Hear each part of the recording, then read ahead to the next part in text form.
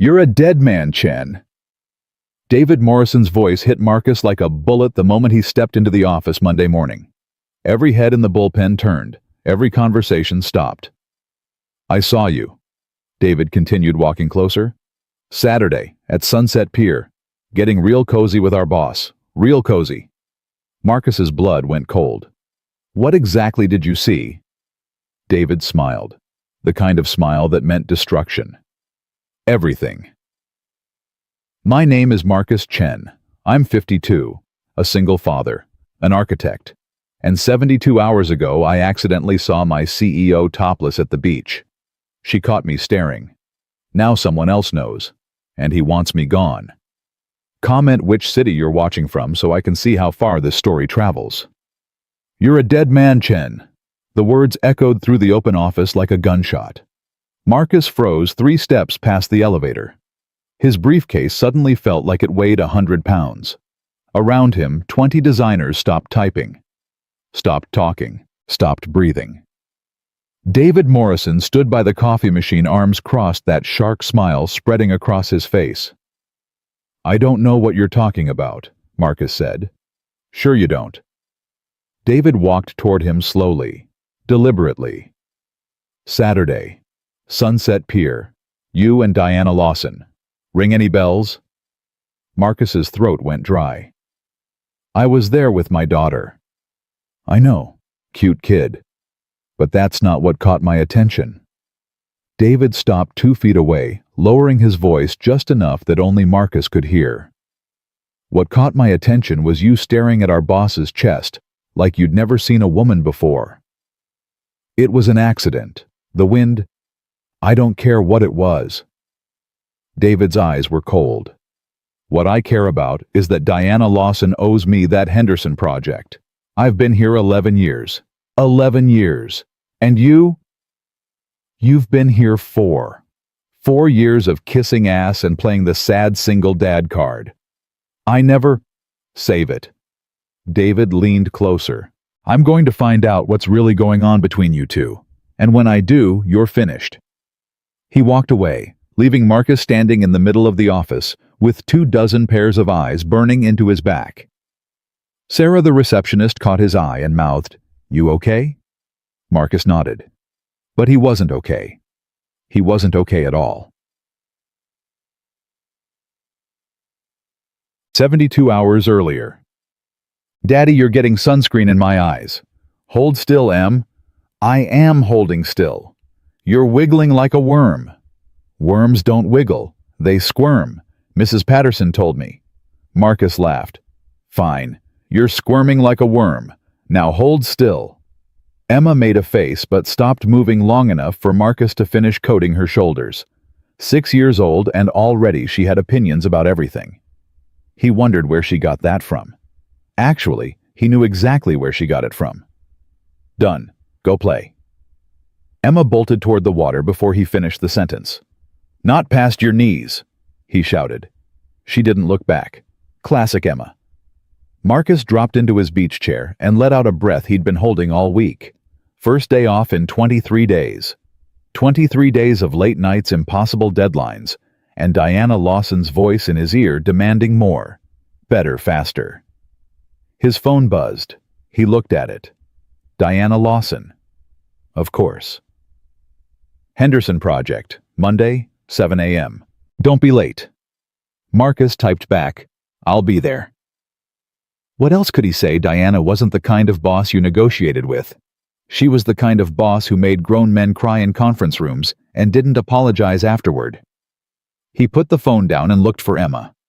She was knee-deep in the waves, crouched over something in the sand. Probably a shell. Probably a dead crab. With Emma, you never knew. Daddy, come look. What did you find? A sand dollar? A whole one. Marcus pushed himself up. His knees cracked. 52 years old and his body had started filing complaints. He walked toward the water, and that's when he saw her. Diana Lawson, 50 yards away, near the private cabanas. He recognized her instantly. The posture, the way she held herself like the world owed her something. But everything else was different. Her hair was loose. She was wearing a white cover-up. She was laughing. Diana Lawson never laughed. Look away, Marcus told himself. Look away right now. But he couldn't. There was something about seeing her like this human, unguarded real that made it impossible to turn away. That's when the wind came. It hit the beach like a fist, sudden and violent. Umbrellas flew, towels scattered, and Diana's cover-up, that thin white fabric, ripped away from her body like it had been yanked by invisible hands. For one frozen second she stood there, exposed, completely exposed from the waist up. Marcus's eyes went wide. He didn't mean to look. He really didn't. But by the time his brain caught up with his eyes, it was too late. Diana had already seen him. Their eyes met across 50 yards of sand. Shock, recognition, fury, the trifecta of doom. "Oh God," Marcus whispered. His body wouldn't move. His brain wouldn't function. He just stood there, paralyzed, watching Diana secure her cover-up and start walking toward him with murder in her eyes. "Daddy, what's wrong?" Emma was beside him now, tugging his hand. "Nothing, sweetheart. Everything's fine. Your face is all white. It's the sunscreen. You didn't put sunscreen on your face. Emma, please." "Mr. Chen." The voice was ice. Pure, crystalline, deadly ice. Marcus turned around. Diana Lawson stood 3 feet away, her wet hair pushed back, her jaw clenched so tight he could see the muscles working beneath her skin. "Ms. Lawson, I am so sorry. I didn't mean to—" "Stop talking." He stopped. Diana stared at him for a long moment. Her chest was heaving. Her hands were shaking. Marcus had never seen her lose control before, and watching it happen now was terrifying.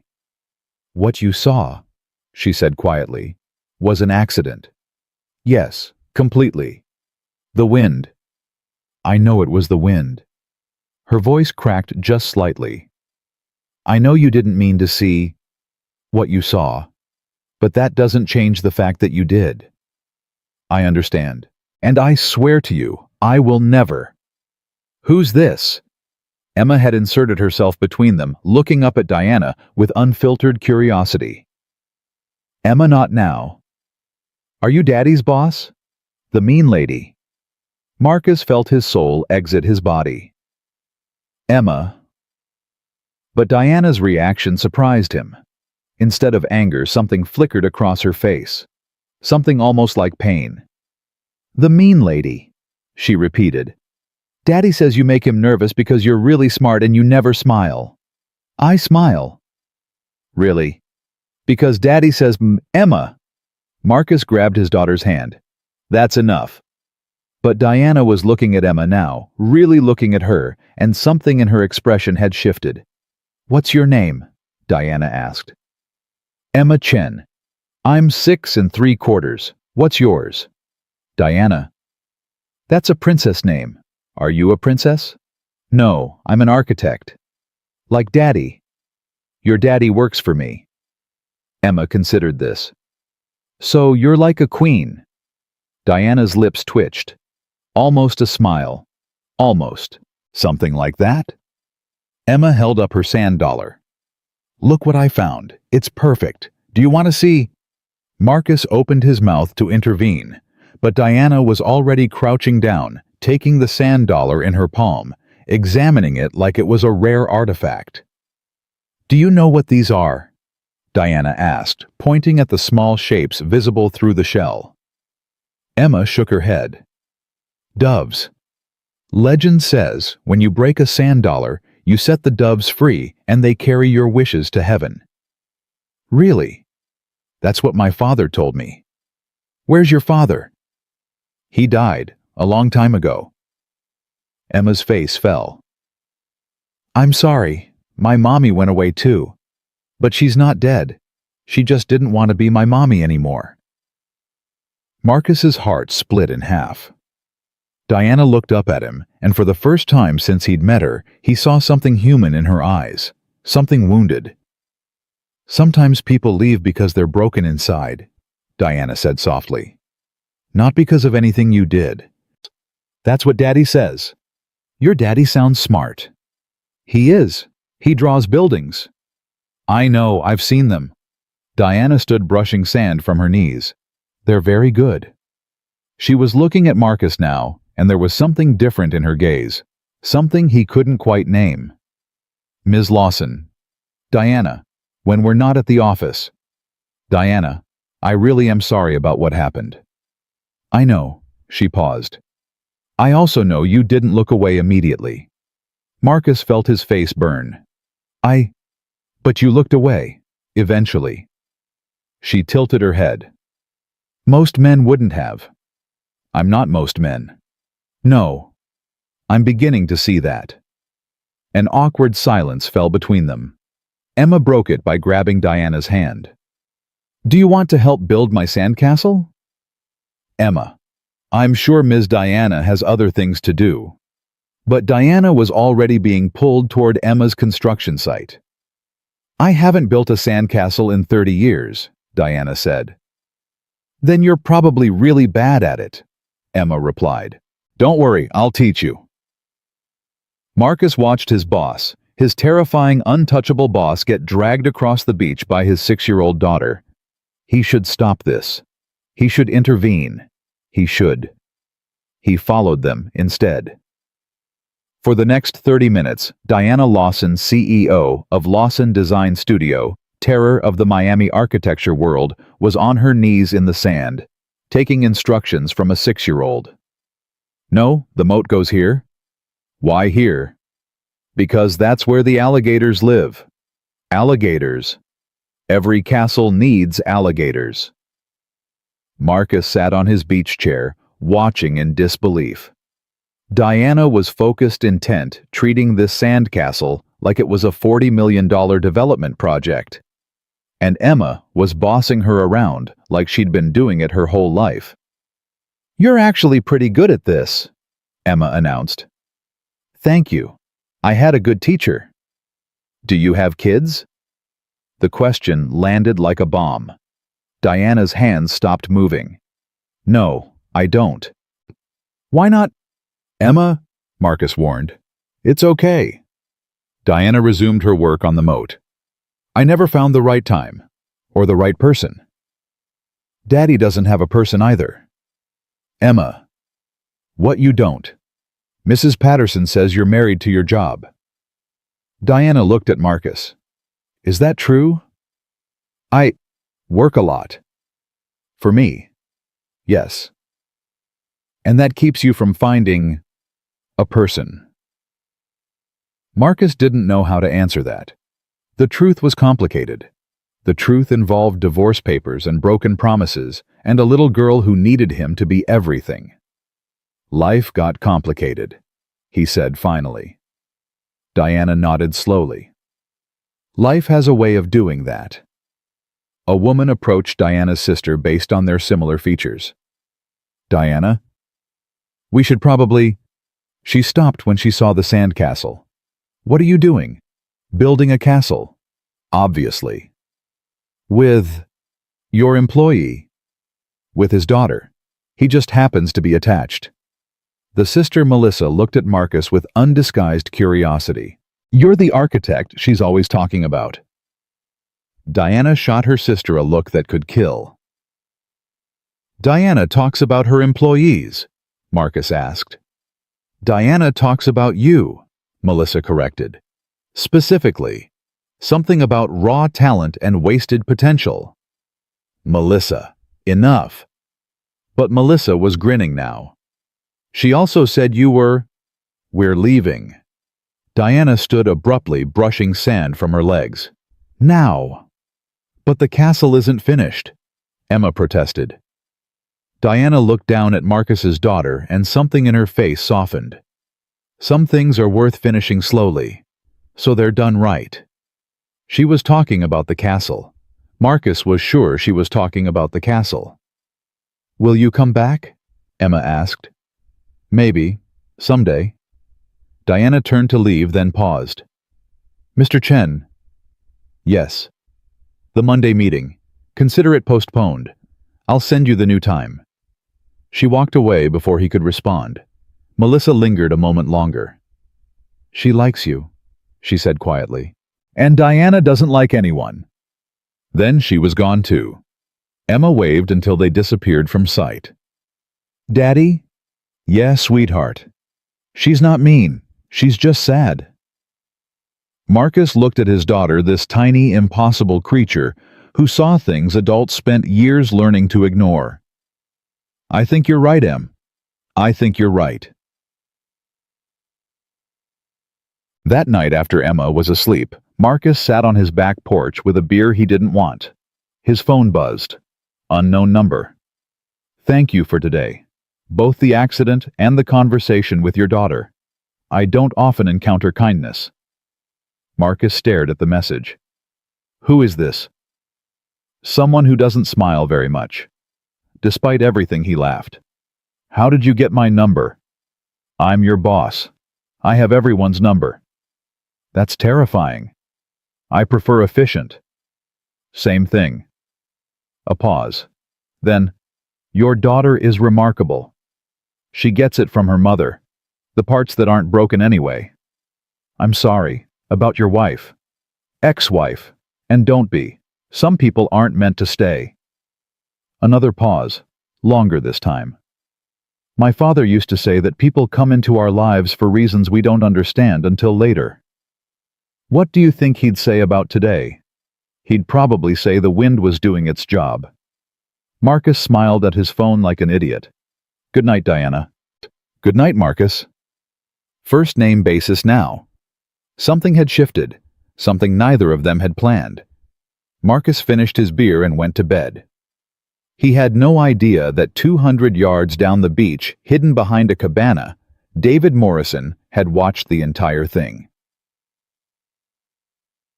Monday morning. You're a dead man, Chen. And now Marcus understood why. David had seen them. The beach, the sand castle, maybe even the texts. How much did he know? How much could he prove? Chen. Sarah's voice cut through his panic. Ms. Lawson wants to see you, now. Marcus walked toward Diana's office on legs that felt like jelly. Through the glass walls he could see her sitting behind her desk, her face unreadable. He knocked. Close the door. He closed it. Sit. He sat. Diana was quiet for a long moment. Then, David Morrison came to see me this morning. Marcus's stomach dropped. He told me an interesting story. About Saturday. About what he saw at the beach. Diana, I can explain. He told me that you were inappropriate with me. That you were staring at me. That you followed me across the beach and forced yourself into my company. That's not... He recommended that I fire you immediately. Marcus felt the world tilt sideways. And then? Diana continued, her voice cold. He suggested that if I didn't fire you, perhaps there was a reason. Perhaps something was going on between us that the board should know about. He's lying. He's twisting everything. I know. Marcus stopped. What? Diana stood and walked to the window. I know he's lying. I was there. I know exactly what happened. She turned to face him. David Morrison has been after my job for 3 years. He thought the Henderson project was his ticket to the top. And now he thinks you're in his way. So what happens now? Now. Diana's lips curved into something dangerous. Now I promote you to lead architect on Henderson. I give you everything David wanted. And I make him watch you succeed. Marcus stared at her. That's not a good idea. Why not? Because he'll destroy me. He'll spread rumors. He'll tell everyone that we're what? The question hung in the air. I don't know, Marcus admitted. I don't know what we are. Diana was silent. Then slowly she walked toward him. Neither do I, she said quietly. But I know what we're not. We're not inappropriate. We're not a scandal. We're two people who met on a beach by accident and discovered something unexpected. And what's that? That maybe we're not as alone as we thought. She was close now, close enough that he could smell her perfume, close enough that he could see the vulnerability she was trying so hard to hide. David will make our lives hell, Marcus said. Let him try. He'll go to the board. With what a story about wind and sand castles. Diana shook her head.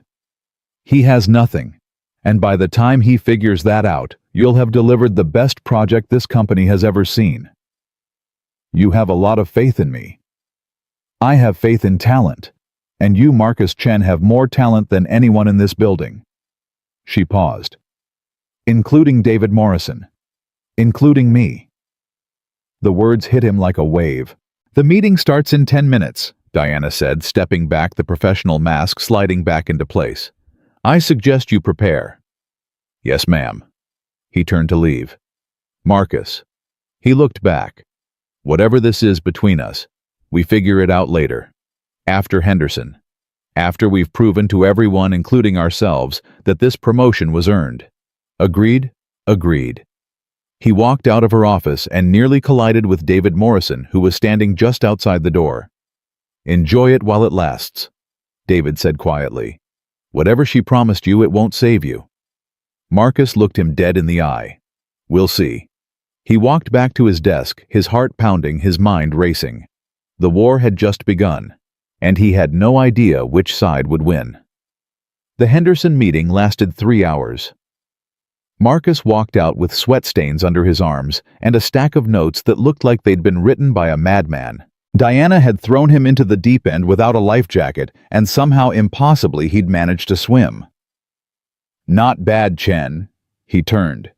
Diana was standing behind him, her arms crossed, her expression unreadable. Not bad, he repeated. I thought Richardson was going to murder me when I suggested scrapping his original foundation design. He was. But then you showed him why his design would fail in 10 years, and suddenly you were his new best friend. I was terrified. I know. I could see your hands shaking. Diana's lips curved slightly. But you didn't let it stop you. That's what separates good architects from great ones. Marcus didn't know what to say. 4 years of working for this woman, and this was the first time she'd ever complimented him directly. Thank you, he managed. Don't thank me. Thank yourself. You earned it. She walked past him toward her office, then paused. Oh, and Marcus. Yes. David Morrison requested a meeting with me this afternoon. Something about concerns regarding project leadership. I thought you should know. Marcus felt his stomach clench. What are you going to tell him? The truth. That you're the lead architect now, and if he has a problem with that, he can find another firm. Diana, you can't. I can do whatever I want. It's my company. She turned to face him. David Morrison has been coasting on his seniority for years.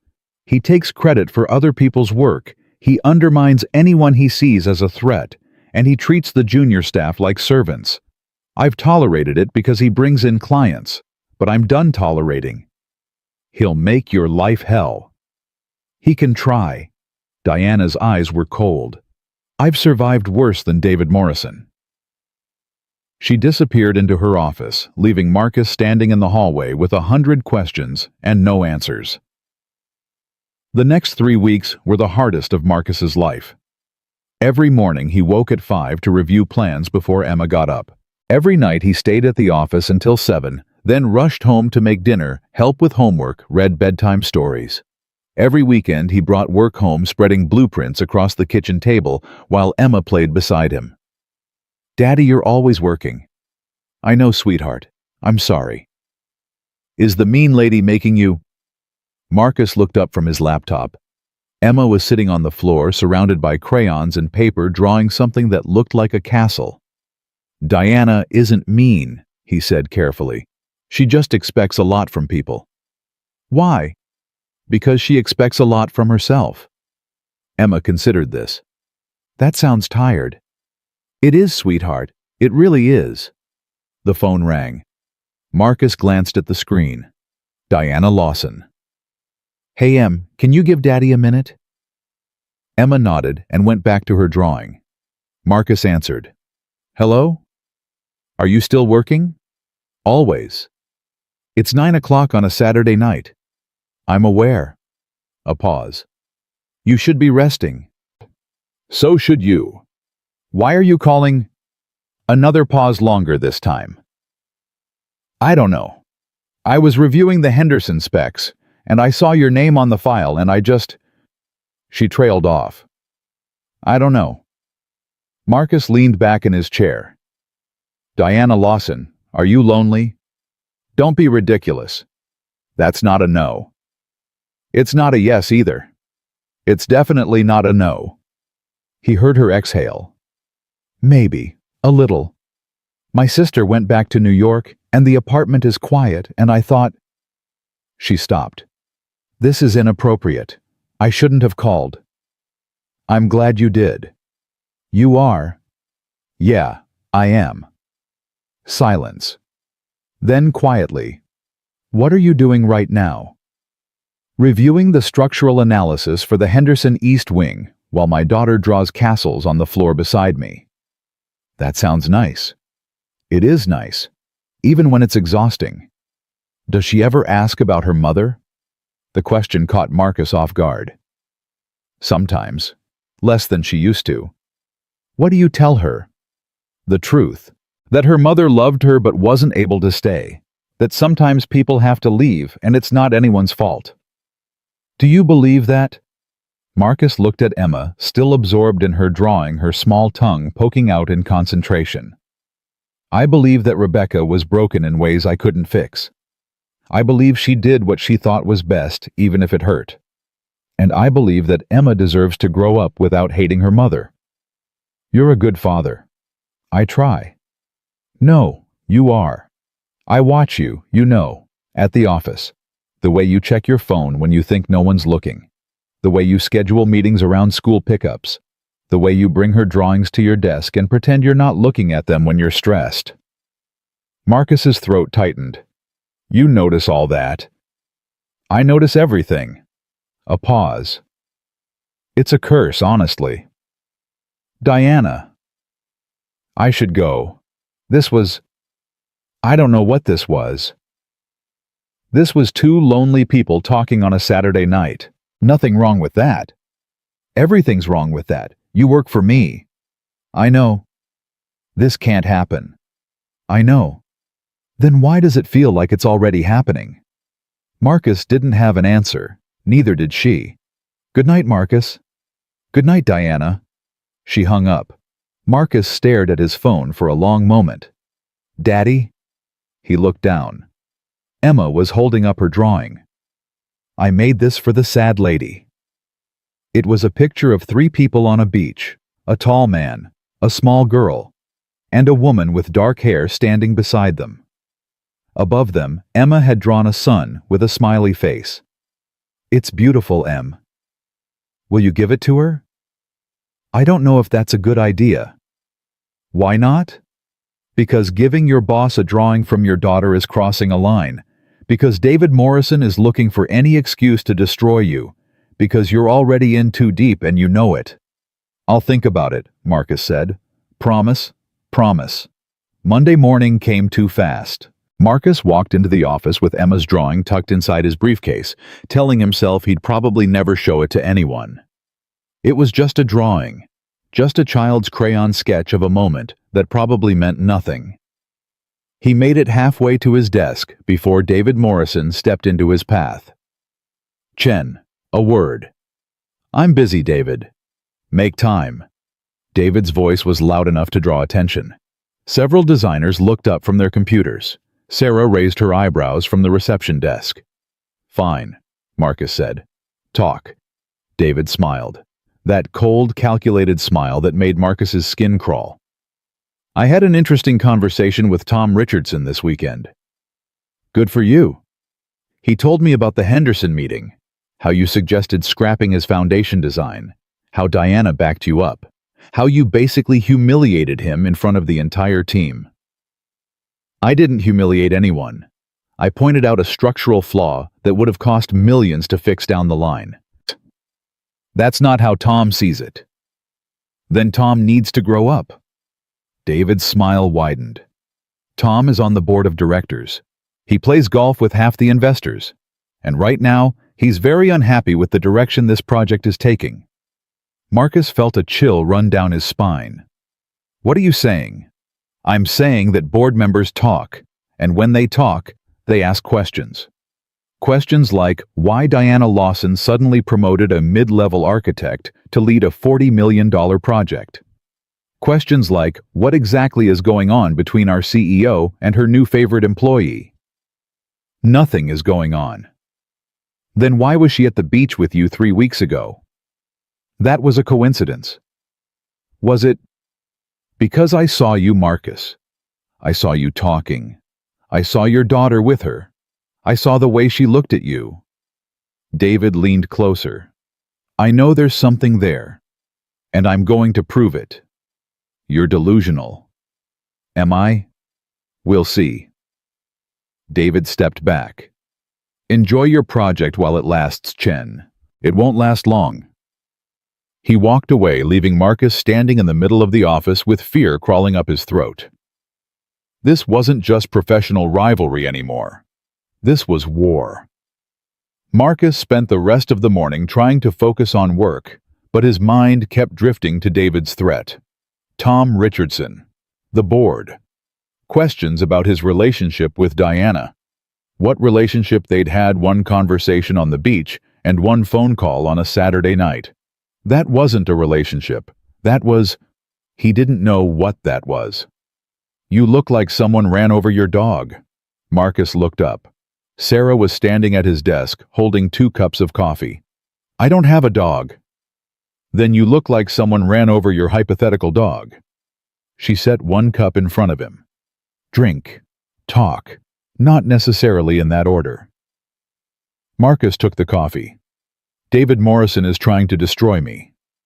David Morrison tries to destroy everyone. It's like his hobby. This is different. He saw me with Diana at the beach. Sarah's eyebrows shot up. With Diana, as in with Diana? Not like that. It was an accident. We ran into each other. My daughter was there. And David saw this. Apparently. Sarah let out a low whistle. That's not good. I know. Diana won't let him win, though. She hates David almost as much as David hates her. That doesn't help if the board starts asking questions. The board loves Diana. She's made them all rich. The board loves money. And if they think there's a scandal brewing, they'll throw Diana under the bus to protect themselves. Sarah was quiet for a moment. Then, is there a scandal, I mean? Marcus thought about the phone call Saturday night. The way Diana's voice had sounded. The things she'd said. The things he'd wanted to say but didn't. No, he said. There's nothing. It wasn't quite a lie. But it wasn't quite the truth either. That evening, Marcus stayed late to finish a set of drawings. By 7 o'clock, the office was empty except for him and the cleaning crew. And Diana. He saw her light on as he gathered his things. Saw her silhouette through the glass walls of her office, hunched over her desk alone. He should leave. He should go home to Emma. He should keep his distance. Maintain the professional boundary, protect himself and his job and his family. He walked to her office instead. He knocked on the open door. Diana looked up. For a moment, she seemed surprised to see him. Then her expression shifted into something more guarded. You're still here. So are you. I own the company. I'm supposed to be here. That's a terrible reason. Diana's lips twitched, almost a smile. What do you want, Marcus? He reached into his briefcase and pulled out Emma's drawing. My daughter made this. She wanted you to have it. Diana stared at the paper in his hand. She didn't take it. She drew it Saturday night, Marcus continued. After I got off the phone with you. She said it was for the sad lady. Something flickered in Diana's eyes. Pain, maybe. Or surprise. Or both. She thinks I'm sad. She's 6. She sees things adults miss. Diana finally took the drawing. She looked at it for a long moment. The 3 figures on the beach, the smiling sun. the crude but unmistakable representation of herself standing beside Marcus and Emma. This is... She stopped, swallowed. This is the nicest thing anyone has given me in a very long time. Emma has that effect on people. It's not just Emma. Diana looked up at him. David Morrison came to see me today. I know. He found me first. He told me he's going to the board. He said he has evidence of an inappropriate relationship between us. Marcus's blood went cold. There is no inappropriate relationship. I know that. You know that. But the board doesn't know that. And David is very good at making people believe what he wants them to believe. So what do we do? Diana set the drawing down on her desk. We do nothing. I handle David. You focus on Henderson. Diana. This isn't a discussion, Marcus. This is me protecting my company and my employees, including you. What about protecting yourself? The question seemed to catch her off guard. What do you mean? I mean you're in here alone at 7 o'clock on a Monday night. Your sister is in New York. Your apartment is empty. And the only thing waiting for you is more work. Marcus took a breath. Emma was right. You are sad. And I don't think you have to be. Diana's expression hardened. You don't know anything about my life. I know you haven't taken a vacation in 3 years. I know you eat lunch at your desk every day. I know you don't have a single personal photo anywhere in this office. Marcus gestured around. I know that you built an empire, and somewhere along the way you forgot to build a life. That's none of your business. You're right, it's not. Then why are you saying it? Because someone should. Because you deserve to hear it. Because my daughter drew you into her picture of our family, and that means something. Diana was quiet. Her jaw was tight. Her hands were clasped so hard her knuckles had turned white. I think you should leave, she said finally. Diana. Now Marcus. Please. He didn't argue. He turned and walked toward the door. Marcus. He stopped. The drawing. Can I keep it? He looked back. Diana was holding Emma's picture, like it was made of glass. It was always yours, he said. He left. The drive home was a blur. Marcus's mind kept replaying the conversation, searching for where he'd gone wrong, what he should have said differently. He'd pushed too hard, been too honest, crossed a line he couldn't uncross. When he walked through the door, Mrs. Patterson was waiting. She's asleep. Went down about an hour ago. Said she missed you. Thank you, Margaret. Long day. Something like that. Mrs. Patterson gathered her things, pausing at the door. You're a good man, Marcus. Don't let those corporate types make you forget that. I'll try. After she left, Marcus went to Emma's room. She was curled up under her blankets, one arm wrapped around a stuffed elephant, her face peaceful in sleep. He sat on the edge of her bed and brushed the hair from her forehead. I don't know what I'm doing, Em, he whispered. I think I'm in over my head. Emma stirred but didn't wake. Marcus kissed her forehead and went to the kitchen. He poured himself a drink he didn't really want and sat at the table where Henderson blueprints still lay scattered from the weekend. His phone buzzed. Unknown number. But he knew who it was. I'm sorry about earlier. I shouldn't have told you to leave. Marcus stared at the message. You had every right to. I overstepped. Did you, or did you just say what no one else has the courage to say? Both, probably. A long pause. Then, I hung the drawing on my wall, behind my desk, where no one else can see it.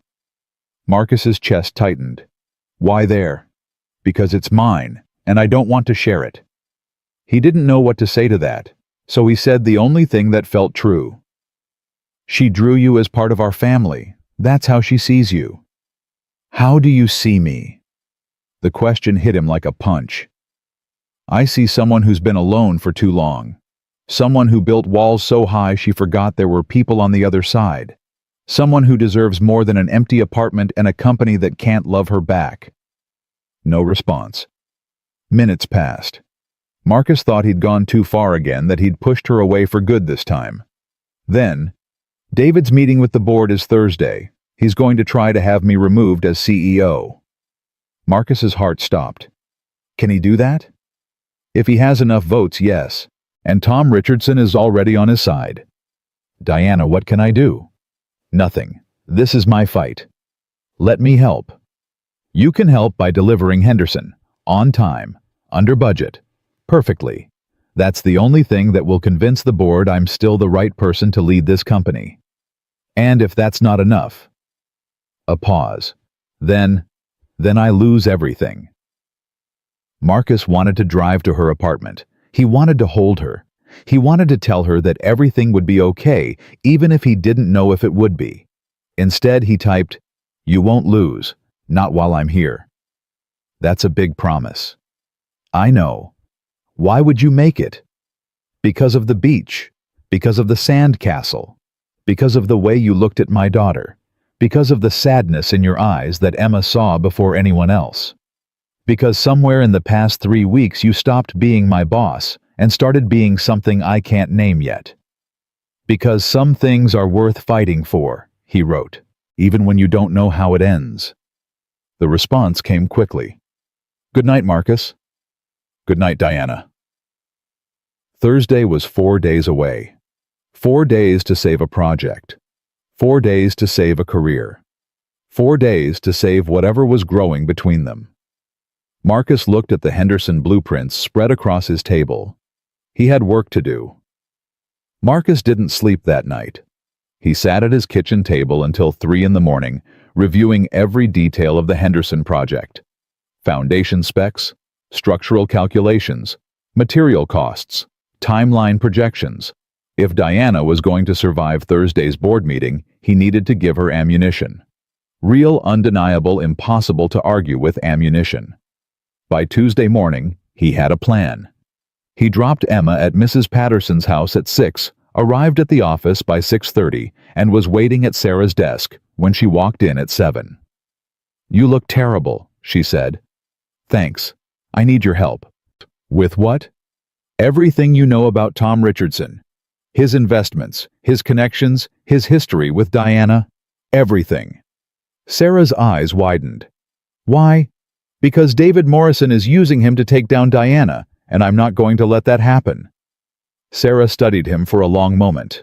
"You really care about her, don't you?" "I care about this company." "That's not what I asked." Marcus met her eyes. "Can you help me or not?" Sarah sighed. Tom Richardson has been on the board for 8 years. He was Diana's father's best friend before the company went public. When Diana took over, Tom expected to be named chairman. Diana chose someone else. So he's had a grudge for years. A grudge is putting it mildly. He's been waiting for Diana to fail ever since, and David knows it. What else? Tom's wife died 2 years ago. Cancer. He threw himself into the company after that, started questioning every decision Diana made, started building alliances with other board members who were unhappy with her leadership style. Her leadership style. Diana doesn't play politics. She doesn't do dinners and golf games and schmoozing. She just works. Some board members respect that. Others think she's cold and unapproachable. She's not cold, she's just lonely. Sarah finished. Yeah, I know, we all know. But knowing and doing something about it are two different things. Marcus rubbed his temples. Okay, what about the other board members who's likely to side with David? Besides Tom, maybe 2 or 3, but the majority still supports Diana. As long as the company keeps making money, they don't care who's in charge. So if Henderson succeeds, Diana keeps her job. If it fails, David gets exactly what he wants. Sarah nodded. Welcome to corporate warfare. Marcus spent the rest of Tuesday buried in work. He revised the Henderson presentation 3 times.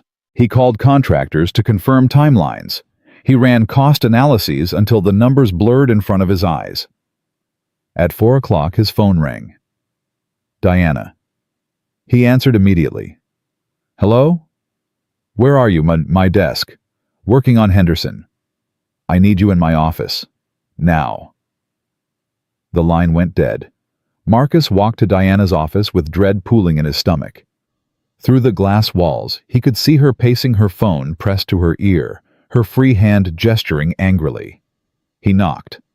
She waved him in without pausing her conversation. I don't care what he told you, she was saying. That's a lie and you know it. No, I won't calm down. My reputation is being destroyed by a man who can't handle being passed over for a promotion? Fine. Thursday. I'll be there. She hung up and threw her phone onto the desk. That was the board chairman, she said. David has officially filed a complaint. Inappropriate conduct with a subordinate. Misuse of company resources. Favoritism in project assignments. Marcus felt sick. None of that is true. It doesn't matter if it's true. It matters if they believe it. Diana sank into her chair. Tom Richardson has been calling every board member personally. He's telling them there are photos, evidence of our relationship. What photos? There are no photos. David was at the beach, Marcus. He saw us together. He could have taken pictures. Of what, your daughter building a sandcastle, us talking? That's not evidence of anything. It's enough to raise questions. And in corporate politics, questions are just as dangerous as answers. Marcus stepped closer to her desk. What can I do? You can stay away from me. The words hit him like a slap. What? Diana wouldn't meet his eyes. Until Thursday is over, we can't be seen together. No meetings alone, no late nights, no phone calls, nothing that David can use against us. Diana. I mean it, Marcus. If we're going to survive this, we have to give them nothing to work with. And what about the Henderson presentation? Send me your updates by email. I'll review them from home. Marcus shook his head. This is insane. We haven't done anything wrong. I know. Diana finally looked at him, and for the first time he saw fear in her eyes. Real, raw fear. But that doesn't matter. What matters is perception. And right now the perception is that I promoted you because I'm sleeping with you. Then let me defend you. Let me talk to the board. Let me tell them. Tell them what? That you accidentally saw me topless at the beach, and we've been texting ever since. Diana laughed bitterly. That's not a defense, Marcus. That's a confession. So we just pretend nothing happened. We go back to being strangers. We go back to being professional, boss and employee, nothing more. Marcus stood there feeling something break inside him. Something he hadn't even realized he'd been building. Is that what you want? He asked quietly. Diana was silent for a long moment. When she spoke, her voice was barely a whisper. It doesn't matter what I want. It never has. He left her office without another word. The next 2 days were agony. Marcus threw himself into work with a desperation that bordered on obsession. He arrived before anyone else and left after everyone had gone. He ate lunch at his desk. He avoided the break room, the water cooler, any place where he might run into Diana. She had been right about one thing: people were watching. He could feel their eyes on him whenever he walked through the office. Could hear the whispers that stopped whenever he got close. Did you hear about Chen and the boss? David says he has proof. No wonder he got the Henderson project. I always thought there was something going on. Marcus ignored it all. He had a presentation to finish, a company to save, a woman to protect, even if she wouldn't let him do it directly. Wednesday night, he was still at his desk at 9 o'clock when Emma called. Daddy? Her voice sounded strange, small and weak. Hey, sweetheart, what's wrong? My tummy hurts. Did you eat something bad? No, it just hurts. And I'm hot. Marcus's heart clenched. Hot, like you have a fever. Mrs. Patterson took my temperature. She said it's 102. Marcus was already grabbing his jacket. I'm coming home right now. Tell Mrs. Patterson I'll be there in 20 minutes. Daddy. Yeah, baby. I'm scared. I know, sweetheart. I know, but I'm coming. I'll be there soon. He hung up and rushed toward the elevator, nearly colliding with David Morrison in the hallway. Leaving early, David smirked. That's not very dedicated. My daughter is sick. Ah, the single dad excuse. How convenient. Marcus stopped. Every muscle in his body wanted to punch David's smug face into the wall. But he couldn't. Not now. Not with everything on the line. Get out of my way, he said quietly. Or what you'll tell Diana. Oh wait, you're not supposed to talk to Diana anymore, are you? David's smile widened. Everyone knows, Chen. Everyone knows why you really got that promotion. You're pathetic. I'm pathetic. I'm not the one who had to sleep my way to a project lead. I never touched her. Sure you didn't. That's why she promoted you over architects with twice your experience. That's why she's been protecting you ever since. That's why she hung a picture in her office that your kid drew. David laughed. You think people don't see? You think I don't have witnesses? Marcus's blood went cold. How do you know about the picture? I have friends in this building, Chen. Friends who tell me things. Friends who are sick of watching Diana Lawson play favorites while the rest of us do the actual work. You don't know anything about Diana. I know she's finished. Tomorrow's board meeting is going to destroy her. And you're going down with her. Marcus wanted to argue, wanted to fight, but his phone buzzed again. Mrs. Patterson. She's getting worse. Throwing up now. Should I call 911? I don't have time for this, Marcus said, pushing past David. My daughter needs me. Run away, Chen. That's what you're good at. Marcus didn't look back. He drove home in record time, running 2 red lights and nearly sideswiping a delivery truck. When he burst through the front door, Mrs. Patterson was in the bathroom with Emma, holding her hair back as she vomited into the toilet. How bad? Marcus asked, dropping to his knees beside his daughter. The fever went up to 103. I gave her children's Tylenol, but it's not breaking. Emma looked up at her father with glassy eyes. Daddy, I don't feel good. I know, baby, I know. He scooped her up and carried her to the car. Mrs.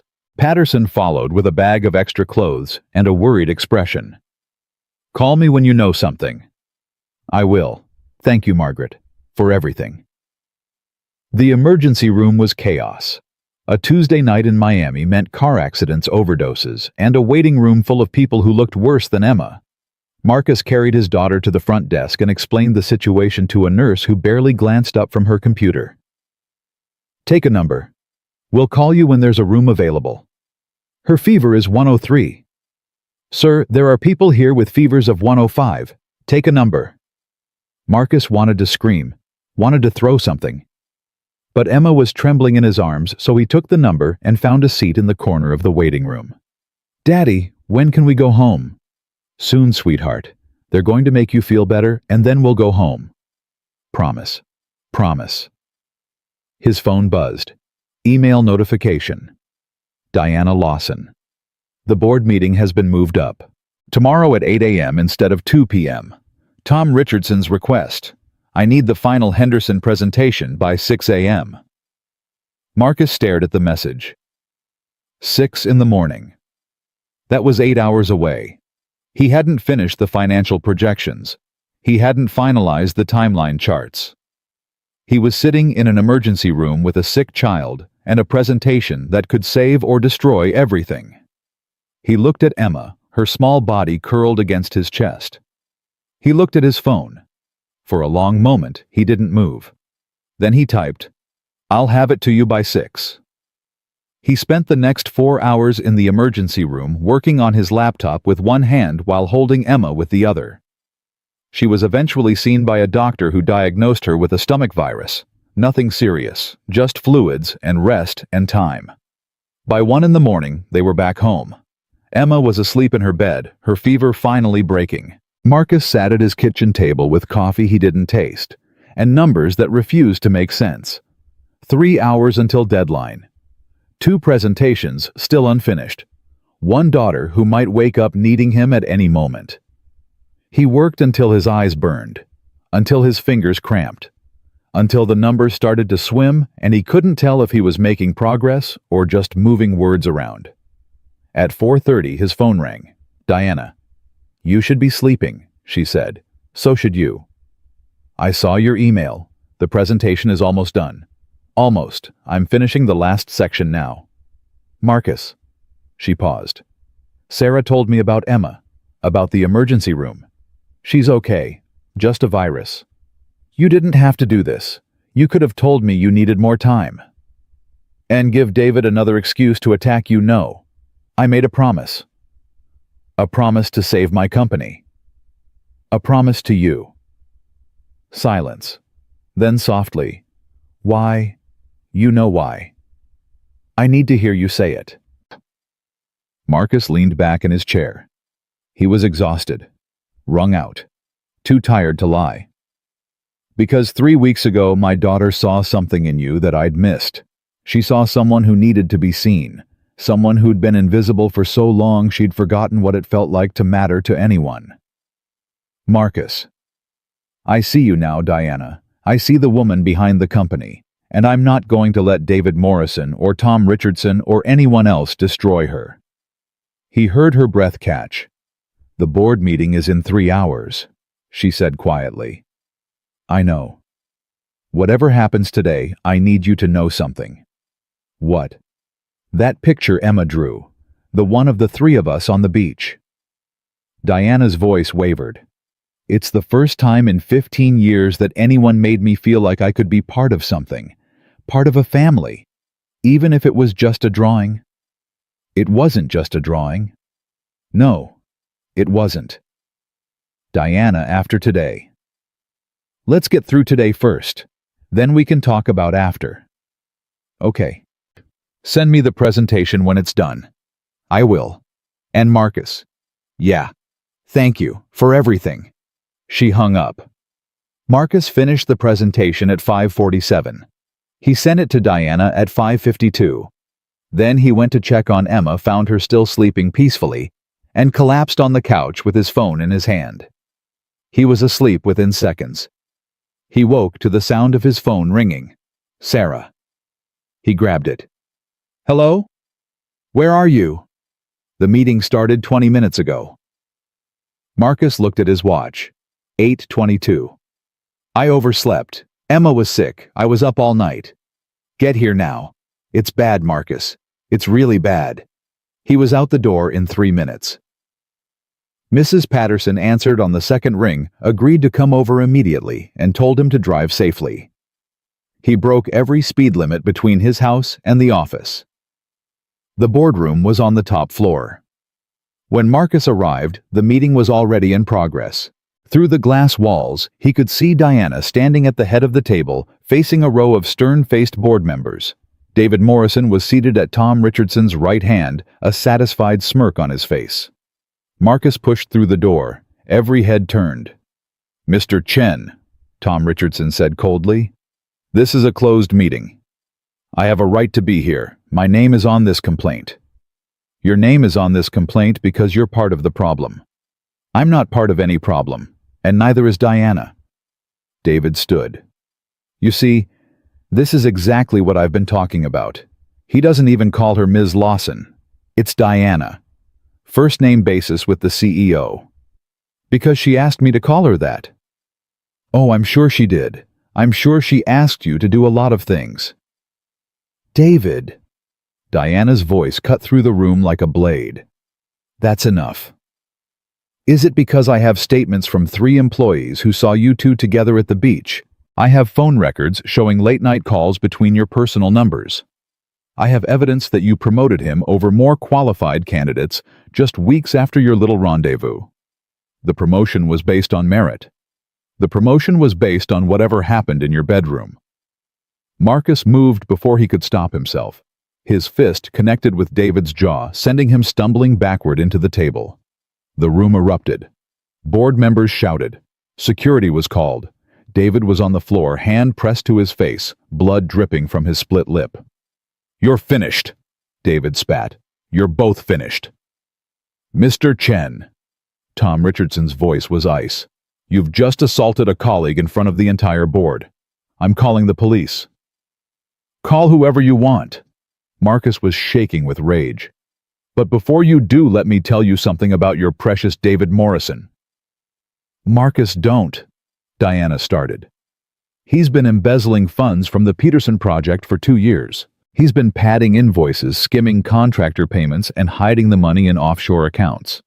I found the discrepancies last night when I was reviewing old financial records for the Henderson presentation." The room went silent. David's face went white. "That's a lie," he said. "Is it?" Marcus pulled out his phone, scrolling to the files he'd saved. "Because I have the receipts. Every falsified invoice, every suspicious transfer, every dollar you stole from this company while pointing fingers at everyone else." Tom Richardson snatched the phone from Marcus's hand, scrolling through the documents. His expression shifted from skepticism to shock to fury. "David, what is this? It's fabricated. He made it up to protect her." "These are company records, with your signature, your authorization codes. I was framed. You were caught." Diana's voice was steady, now controlled. "I suspected for months, but I couldn't prove it. Until now." She turned to the board. "You wanted evidence of wrongdoing at this company? There it is. Not an affair, not favoritism, theft, by a man who accused me of corruption to cover his own crimes." The board members exchanged glances. Tom Richardson looked at David like he was seeing him for the first time. "David," he said slowly, "is any of this true?" David's face crumbled. The mask slipped, and in that moment everyone in the room saw him for what he really was, a desperate man whose lies had finally caught up with him. "I want my lawyer," he said. Security arrived 30 seconds later. They watched in silence as David Morrison was escorted from the building. Tom Richardson cleared his throat. "Ms. Lawson, it appears I owe you an apology." "You owe me more than that," Diana said. "But we can discuss it later. Right now, I have a company to run." The board members filed out, murmuring among themselves. Tom Richardson lingered his eyes on Diana. "Your father would be proud of you," he said quietly. "My father would have fired David years ago. I was too soft."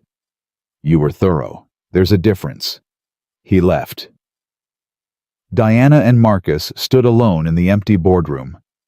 "You punched him," Diana said. "He deserved it." "You could have been arrested." "Worth it." Diana laughed.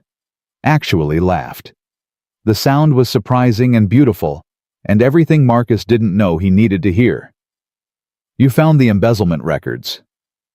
"By accident. I was looking for something else and stumbled across the discrepancies. I didn't have time to tell you before the meeting." "You saved my company." "I saved us." Diana stepped closer to him, close enough that he could see the tears she was fighting to hold back. "My daughter is sick," Marcus said. "She's at home with a fever. I should be there with her." "Then go." "I don't want to go." "Marcus, I spent all night working to save your company. I punched a man in front of your board of directors. I'm running on 2 hours of sleep and enough coffee to kill a horse." He took her hand. "I think we're past pretending this is just professional." Diana looked at their joined hands, at him, at the empty boardroom where her future had nearly ended. "Come over tonight," she said. "After Emma's feeling better. Bring her if you want. I'll make dinner." "You cook?" "No, but I can order very expensive takeout." Marcus smiled, the first real smile in days. "I'd like that." "Me too." His phone buzzed. "Mrs. Patterson." "Emma's awake, asking for you. Fever's down." "I have to go," Marcus said. "I know." He squeezed her hand once, then let go. He was halfway to the door when Diana's voice stopped him. "Marcus." He turned. "Tell Emma thank you, for the drawing, for seeing me when no one else did." "Tell her yourself, tonight." Diana smiled, a real smile. the kind that transformed her whole face. "Tonight," she agreed. Marcus walked out of that boardroom feeling like he was walking into a new life. One he hadn't planned, one he couldn't have imagined, but one that felt for the first time in years like exactly where he was supposed to be. Emma was sitting up in bed when Marcus walked through the door, a half-eaten bowl of soup on her nightstand and cartoons playing quietly on the small TV in her room. "Daddy!" She reached for him, and Marcus crossed the room in 3 steps, scooping her into his arms and holding her tight. "How do you feel, sweetheart?" "Better. Mrs. Patterson made me chicken soup, the good kind with the little stars." "That was nice of her. She said you had an important meeting. Did you win?" Marcus laughed despite his exhaustion. "Yeah, baby, I think we did." "Good." Emma pulled back to look at him. "You look tired." "I am tired." "Then you should take a nap. That's what Mrs. Patterson said when I was tired." "Maybe later. Right now I just want to be with you." He sat on the edge of her bed and Emma curled against him like she used to when she was smaller. For a long moment, neither of them spoke. "Daddy." "Yeah." "Is the sad lady okay?" Marcus's heart clenched. Even now, even sick Emma was thinking about Diana. "She's okay. Actually, she wants to see you tonight. She's going to come over for dinner." Emma sat up so fast she almost headbutted Marcus's chin. "Really? She's coming here to our house? If you're feeling well enough." "I feel great. I feel amazing. I feel like I could run 100 miles. "Let's start with sitting up without getting dizzy." Emma demonstrated by bouncing on the bed. "See, not dizzy at all." Okay, but you have to rest this afternoon. Deal." "Deal." Marcus kissed her forehead and went to find Mrs. Patterson. She was in the kitchen washing dishes. "Thank you for everything, Margaret. I don't know what I would have done." "You would have figured it out, you always do." She dried her hands on a towel. "But you're welcome. That little girl is a treasure." "I know." "And that woman you've been seeing, the one Sarah mentioned." Marcus blinked. "Sarah told you about Diana?" "Sarah tells me everything. We've been friends for 30 years. Mrs. Patterson fixed him with a knowing look. "Is she good for you?" "I think so. I hope so." "Then bring her around. Let me meet her. See if she passes inspection." "Margaret." "I'm old Marcus. I don't have time for nonsense. If this woman matters to you, she matters to me. And if she hurts you or that little girl, I'll make her regret it." Marcus smiled. "I'll let her know." "Good. Now go shower. You smell like an emergency room." The afternoon passed slowly. Marcus cleaned the house, really cleaned it, not just the surface tidying he usually did. He vacuumed. He dusted. He scrubbed the bathroom until it sparkled and organized the cluttered pile of shoes by the front door. Emma watched from the couch wrapped in her favorite blanket. "Why are you cleaning so much?" "Because we have company coming." "But it's just Diana." "Exactly." Emma considered this. "Do you like her?" "She's my boss." "That's not what I asked." Marcus stopped mopping and looked at his daughter. 6 years old, and already she could see through him better than any adult. "Yeah, Em, I like her." "Like how you liked Mommy." The question hit Marcus like a truck. He set down the mop and walked over to the couch sitting beside his daughter. "What do you remember about Mommy?" "Not much, just the picture, and that she smells like flowers in my dreams sometimes." "Your mom and we loved each other once, but we weren't right for each other. Sometimes people love each other and still can't make it work." "Is Diana right for you?" "I don't know yet. We're still figuring that out." "But you want her to be—" Marcus took a breath. "Yeah, I think I do." Emma nodded solemnly. "Okay, then I'll help." "Help with what?" "Help make her like us, so she stays." "Emma, you don't have to." "I know, but I want to, because you're happy when you talk about her, and you haven't been happy in a long time."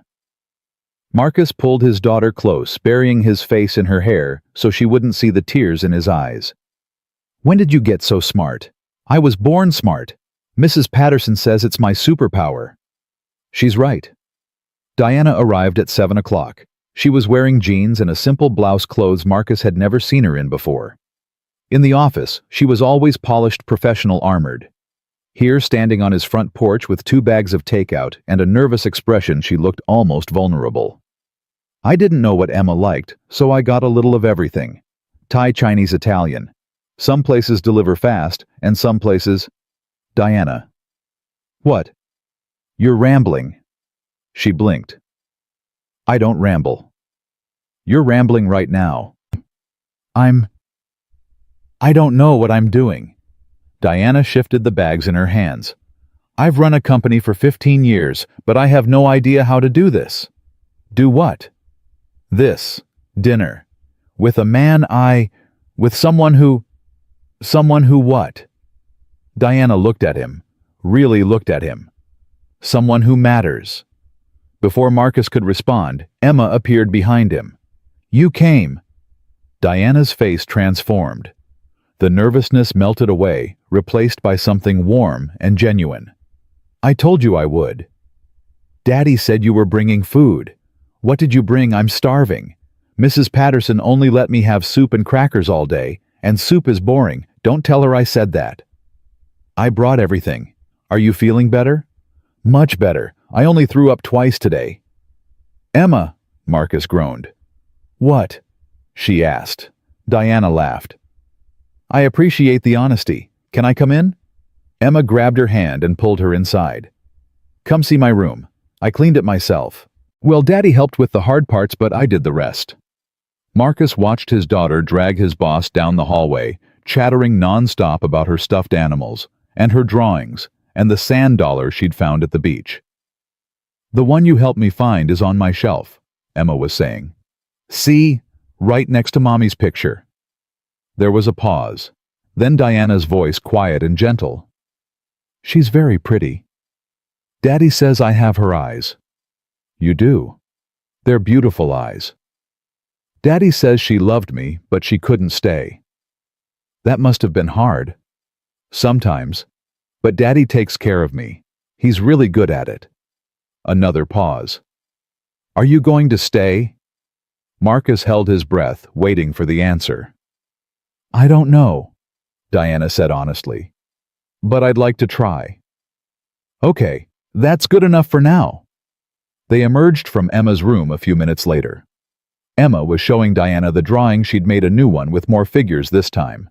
That's Daddy, and that's me, and that's you, and that's Mrs. Patterson, and that's Sarah from Daddy's work, because she gives me candy when I visit, and that's a dog. You have a dog? No, but I want one. I'm working on Daddy. She's been working on me for 3 years, Marcus said. No luck yet. Dogs are a lot of responsibility, Diana offered. See? Marcus spread his hands. She agrees with me. But, Diana continued, they're also very good at making people happy, and sometimes happiness is worth the extra responsibility. Emma beamed. I like her. Me too, Marcus admitted. They ate dinner at the kitchen table, a chaotic spread of cartons and containers that Emma navigated with enthusiasm, sampling from each one and declaring her favorites with dramatic flair. This one is spicy. I don't like spicy. This one is good. This one tastes like feet. How do you know what feet taste like? Diana asked. I don't. But if feet had a taste, it would be that. Diana laughed so hard she nearly choked on her noodles. Marcus watched them together, his daughter and this woman who had terrified him for 4 years, and felt something shift in his chest. Something click into place. After dinner, Emma insisted on showing Diana her collection of shells. Then her drawings. Then the castle she was building with Legos. Then the book she was reading, which required Diana to read 2 chapters aloud while Emma curled up beside her on the couch. By 8:30, Emma was asleep, her head in Diana's lap. She does this, Marcus said quietly. Just crashes. One minute she's running 100 miles an hour, the next she's out cold. She's incredible. I know. No, I mean... Diana looked down at the sleeping child, her expression unreadable. She's so open, so trusting. She met me 3 weeks ago, and she's already showing me her treasures and falling asleep in my lap like I've always been here. Kids are like that. They see people, not roles. I never learned how to do that. Do what? Trust. Let people in. My father used to say I was born with my walls already built. Diana stroked Emma's hair absently. After my mother died, I stopped letting anyone get close. It was easier that way. Safer. Is that why you never married? Never had kids of your own? Part of it. The other part is that I never met anyone worth letting in. She looked up at him. Until now. Marcus sat down on the couch, careful not to disturb Emma. Diana. You don't have to say anything. I know this is complicated. I know there are 100 reasons why this can't work. The company, the power dynamic, what people will say. I don't care what people say. You punched David Morrison in the face in front of the entire board. I think that was clear. He deserved it. He did. Diana smiled slightly. No one's ever defended me like that before. Not even my father. Your father sounds like he was a good man. He was, but he was also distant, focused on the company.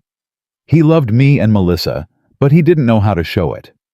He worked 18-hour days and expected us to understand. Diana paused. I think I became him without realizing it. You're not him. How do you know? Because you're here. Because you came to my house with 3 kinds of takeout, because you didn't know what my daughter liked. Because you read her 2 chapters of a book about a magic treehouse without complaining once. Marcus reached over and took her hand.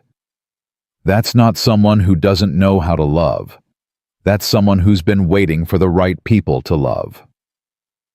Diana's eyes glistened. I don't know how to do this. I don't know how to be part of a family. I've been alone for so long. Then learn. We'll teach you. What if I mess it up? You will, so will I. That's how it works. That doesn't sound very reassuring. It's not supposed to be reassuring. It's supposed to be real. Diana was quiet for a long moment. When she spoke, her voice was barely a whisper. I'm scared. Of what? Of wanting this. Of wanting you and Emma and this house and this life. Because I've never wanted anything this much, and I don't know what happens if I lose it. Marcus squeezed her hand. You know what Emma told me this afternoon? She said she was going to help make you like us, so you'd stay. Diana laughed softly. She doesn't need to try. I already like you. Then stay. Marcus, I'm not asking you to move in tomorrow. I'm not asking for promises or commitments or declarations. I'm just asking you to stay. Tonight. Have coffee in the morning. Let Emma make you pancakes. They'll be terrible by the way she's still learning. But she'll be so proud. I can't. You can. There's no board meeting tomorrow. No David Morrison waiting to ambush you. No crisis that needs your attention. He met her eyes. For once in your life, Diana, let someone take care of you. The silence stretched between them. Then slowly, Diana nodded. Okay. Okay. Okay. I'll stay. Marcus let out a breath he didn't know he'd been holding. They carried Emma to bed together, Marcus lifting her, Diana pulling back the covers, both of them tucking her in like they'd been doing it for years. Good night, sweetheart, Marcus whispered. Good night, Daddy, Emma mumbled, then half asleep. Good night, Diana. Diana froze. Good night, Emma, she said softly. They stood in the doorway for a long moment, watching Emma sleep. Then Diana turned and walked back to the living room, and Marcus followed. That's the first time she's ever said goodnight to someone other than me, Marcus said. I know. She doesn't do that. Not with babysitters. Not with Mrs. Patterson. Not with anyone. I know. Diana sat on the couch, and Marcus sat beside her. Close, but not touching, giving her space. My father died when I was 25, Diana said suddenly. Heart attack. No warning. One day he was there, the next he was gone. I found him in his office, still sitting at his desk. Diana. I took over the company the next week. I had to. There was no one else. Melissa wanted nothing to do with the business, and the board was already circling like vultures ready to tear everything apart. Diana's voice was flat matter-of-fact, like she was reciting a quarterly report. I worked 20 hours a day for the first year. I slept at the office. I stopped eating regular meals. I pushed away everyone who tried to get close because I didn't have time for weakness. I didn't have time for grief. I had to be strong enough for everyone. You were 25 years old.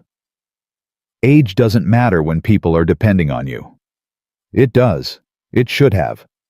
Someone should have taken care of you. There was no one. Diana finally looked at him. Don't you understand? There's never been anyone. Not since my mother died when I was 8. My father loved me, but he didn't know how to be there. Melissa had her own problems, and everyone else wanted something from me. Money, power, connections. No one ever just wanted me. Marcus moved closer, took her hand again. I want you. You don't know me. I know enough. I know you're brilliant and driven and terrifying in the best way. I know you built an empire from nothing and you did it alone. I know you're so scared of being vulnerable that you push everyone away before they can hurt you. I know you have walls so high you've forgotten there's a world on the other side. He paused. And I know that somewhere behind all that armor is a woman who just wants to be loved. A woman who deserves to be loved. Diana's tears spilled over. She didn't wipe them away. I don't know how to do this, she whispered. You already are. What if I hurt you? What if I hurt Emma? What if you don't? What if this is the best thing that ever happened to all of us? That's a lot of what ifs. Life is a lot of what ifs. The question is whether you're brave enough to find out. Diana was quiet for a long time. Marcus waited. He'd learned over these past few weeks that Diana needed space to process. That pushing her only made her retreat further. Finally, she spoke. When I was 8 years old, my mother used to read me stories before bed. Every night, no matter how tired she was. She'd sit on the edge of my bed and read until I fell asleep. Diana's voice cracked. After she died, I couldn't sleep. For weeks. My father tried to read to me, but it wasn't the same. Eventually, I just stopped sleeping well altogether. And you still don't. 3 or 4 hours a night if I'm lucky. My doctor says it's stress. I think it's just habit. I've been alone with my thoughts for so long, I don't know how to turn them off. Marcus stood up and held out his hand. Come on. Where are we going? My room. No, not like that. Just trust me. Diana took his hand and let him lead her down the hallway to his bedroom. It was simple. A queen bed, a dresser, a nightstand with a stack of books he kept meaning to read. Lie down, Marcus said. What? Lie down, on the bed. I'm going to read to you. Diana stared at him. You're going to what? Read to you, like your mother used to. Marcus, that's ridiculous probably, but you haven't slept well in 30 years, and I have a theory that maybe you just need someone to take care of you for once. He grabbed a book from the nightstand. It's the new John Grisham. Not exactly bedtime story material, but it's what I've got. Diana looked at the book, then at him, then at the bed. This is insane. I know. No one has ever done anything like this for me. I know. I'm probably going to lie there wide awake feeling awkward. Probably. And you're okay with that. I'm okay with trying. Diana took a breath. Then slowly she sat on the edge of the bed. Then she lay back against the pillows, looking up at him with an expression that was equal parts terrified and hopeful. Marcus sat in the chair beside the bed and opened the book. Chapter 1, he began. Diana closed her eyes. He read for 20 minutes before her breathing changed. 30 minutes before her body fully relaxed. 40 minutes before he realized she was asleep. Actually asleep. Deeply, peacefully asleep. Marcus set the book down and watched her for a moment. Without her armor, without her walls, she looked younger, softer. Like the woman she might have been if the world hadn't forced her to be so strong. He pulled the blanket over her and turned off the light. Then he went to the living room, grabbed a pillow from the couch, and settled in for the night. He was asleep within minutes. Marcus woke to the smell of coffee and the sound of giggling. He sat up confused and followed the sounds to the kitchen. What he found there stopped him cold. Diana was at the stove wearing one of his old t-shirts over her jeans, attempting to flip a pancake. Emma was beside her on a step stool covered in flour, giving instructions. No, you have to wait until the bubbles pop. See the bubbles, they have to pop first. They're not popping. That's because the heat is too low. Daddy always turns it up a little. Diana adjusted the dial. Like this. More. More. More. The pancake went flying. It hit the ceiling, stuck for one glorious second, then fell directly onto Diana's head. Emma burst out laughing. Diana stood frozen pancake batter dripping down her face, looking absolutely horrified. Then she started laughing too. Marcus leaned against the doorframe watching them. Two people from completely different worlds covered in flour and batter and joy. You're supposed to catch it with the pan, Emma said between giggles. You didn't tell me that part. I thought everyone knew that.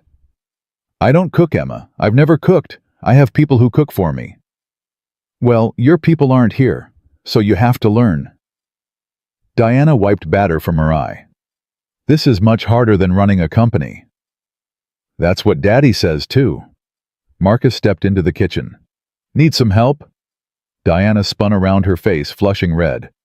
How long have you been standing there? Long enough. I was trying to make breakfast.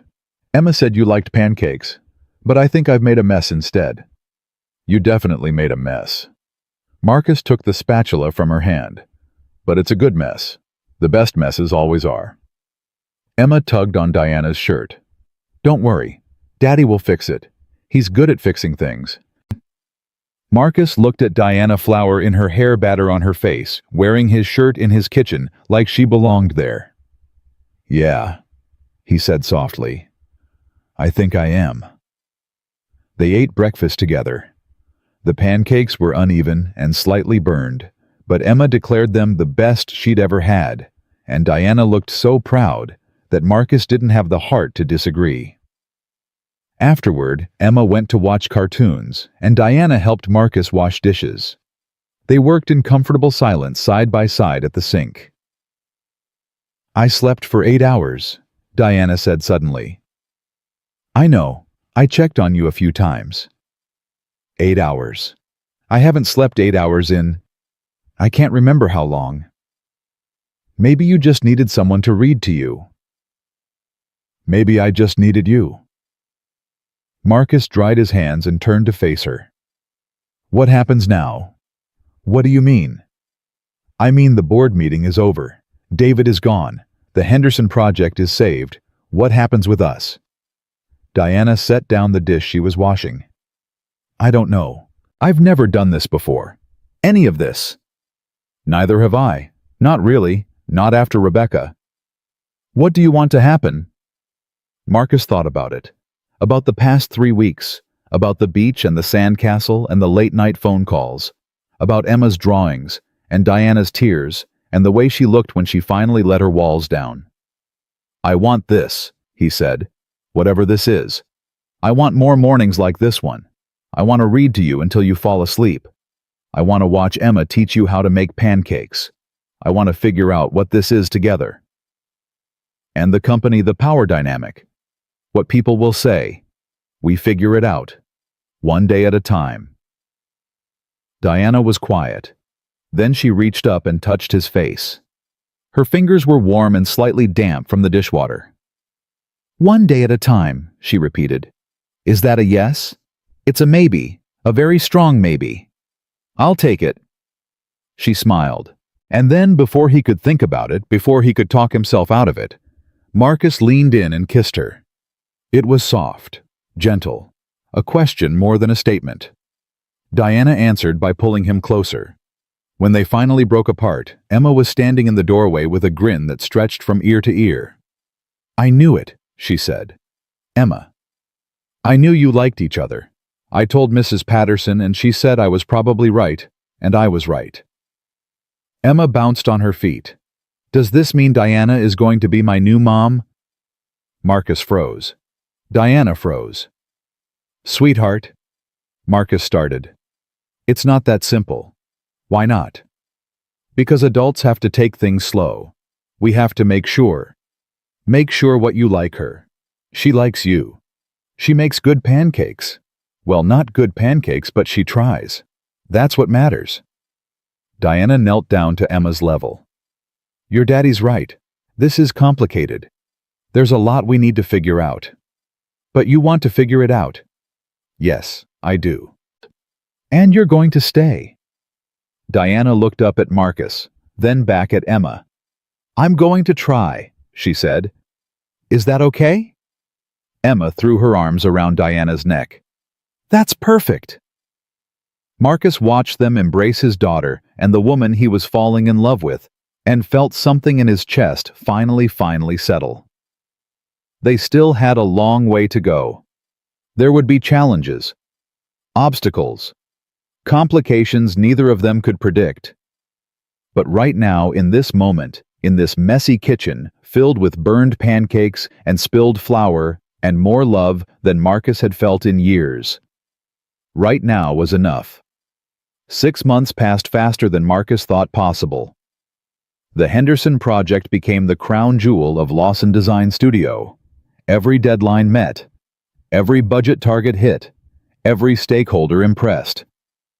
When the building broke ground in March, 3 major architecture magazines requested interviews.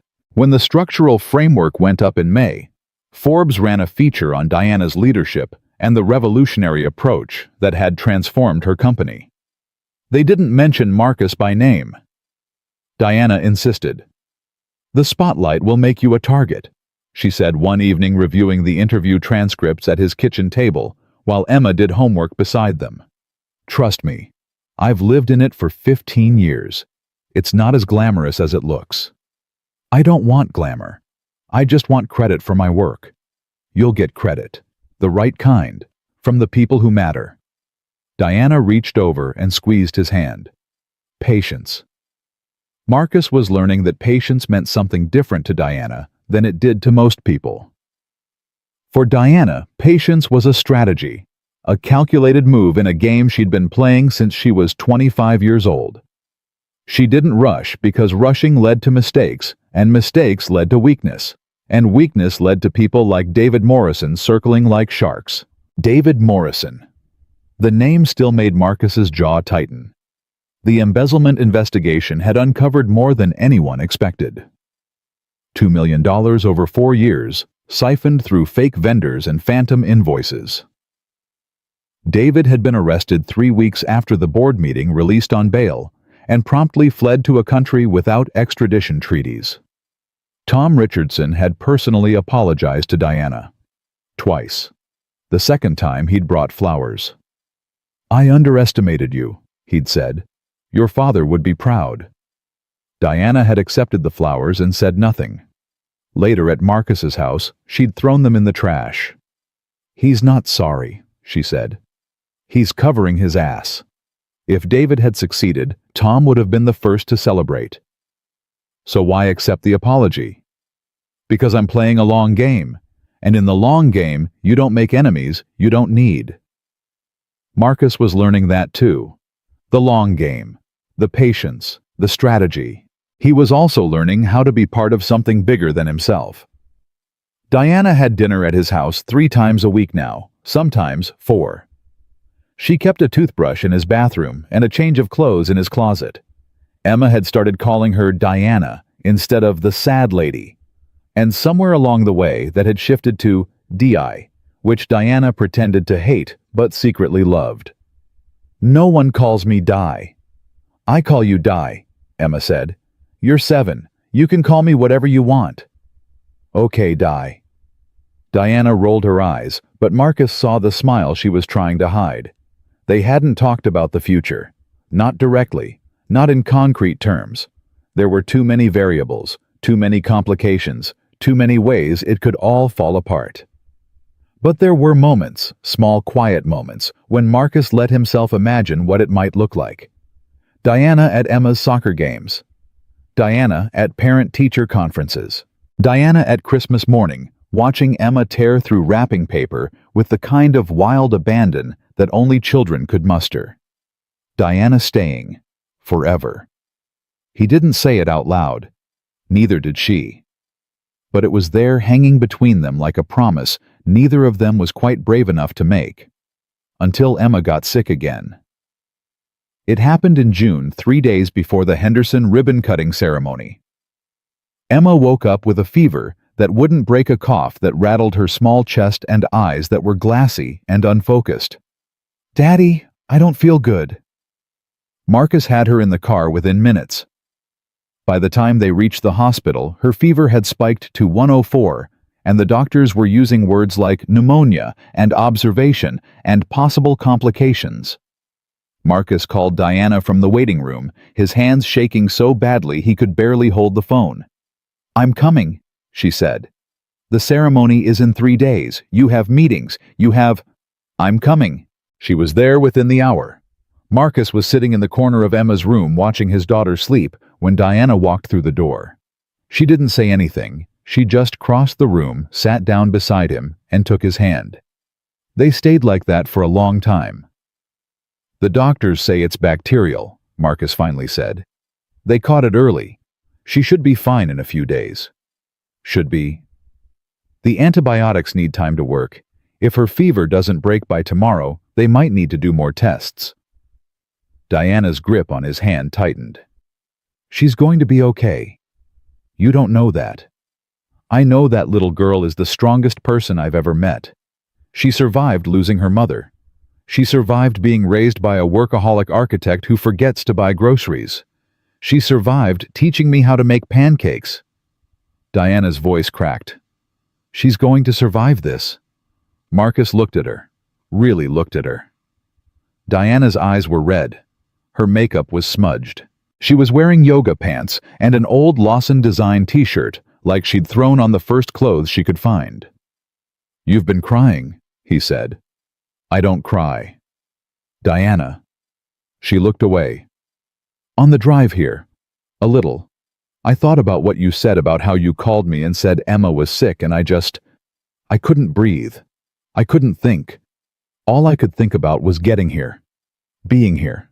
With you. With her. Diana. I love her, Marcus." The words came out raw, broken, like they'd been torn from somewhere deep inside her. "I didn't mean to. I didn't plan to. But I love that little girl like she's my own. And the thought of anything happening to her—" She stopped. Swallowed. "I can't lose her. I can't lose either of you." Marcus pulled her into his arms. "You're not going to lose us. You don't know that. I know that I'm not going anywhere. I know that Emma loves you more than she's ever loved anyone except me. I know that whatever happens, we face it together." He pulled back to look at her. "That's what family does." Diana's breath caught. "Family. Yeah, family. That's what we are, Diana. Maybe we haven't said it out loud.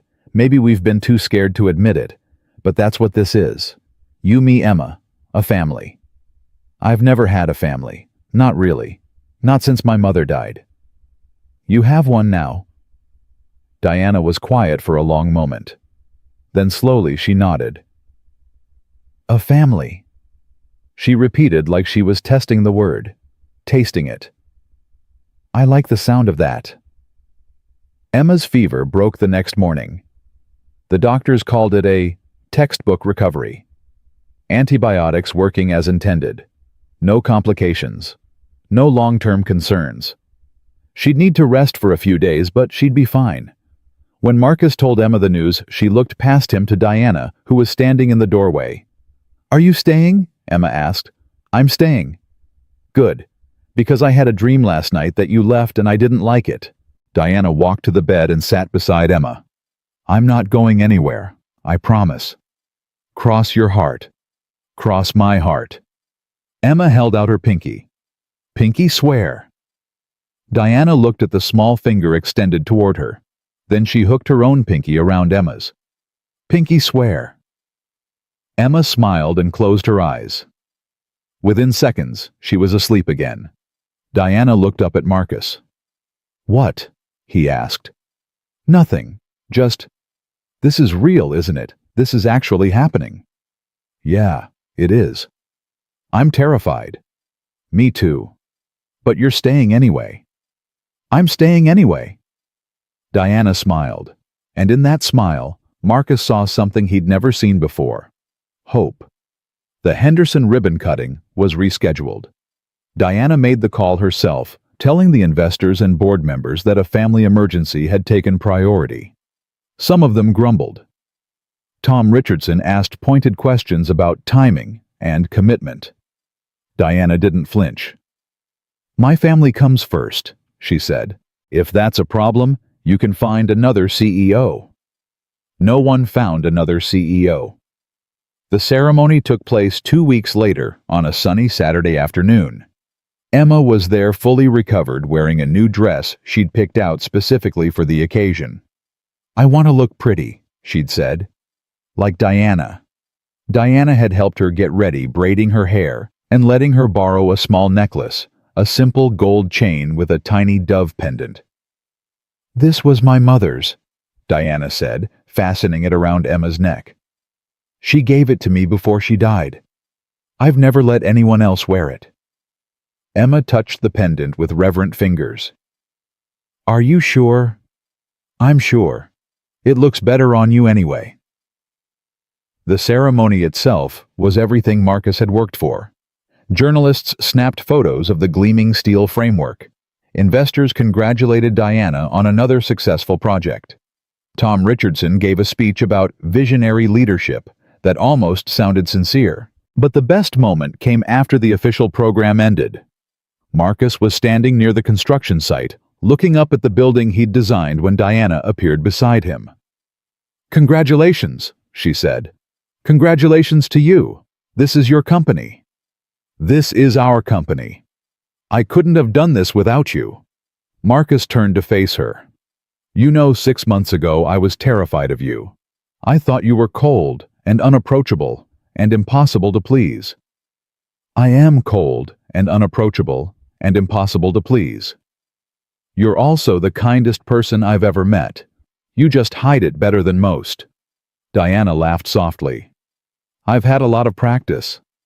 "I know. But you don't have to hide anymore. Not from me, not from Emma." "I'm trying. It's harder than I expected. Letting people in." "You're doing great." "I burned pancakes again this morning." "That's not what I meant." "I know." Diana looked up at the building. "My father would have loved this. He used to talk about buildings like they were living things. Every structure tells a story, he'd say. The question is whether it's a story worth telling."